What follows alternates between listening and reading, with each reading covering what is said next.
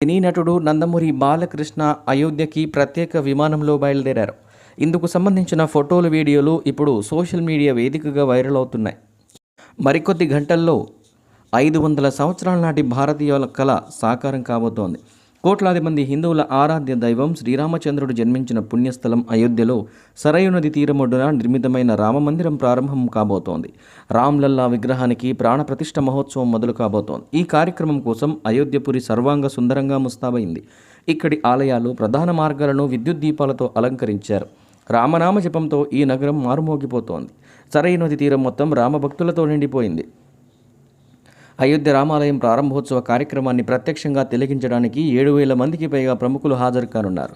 వారంతా ఇప్పటికే అయోధ్యకు చేరుకున్నారు. ప్రధాని నరేంద్ర మోదీ, కేంద్ర మంత్రులు, వివిధ రాష్ట్ర ముఖ్యమంత్రులు ఈ కార్యక్రమానికి హాజరు కాబోతున్నారు.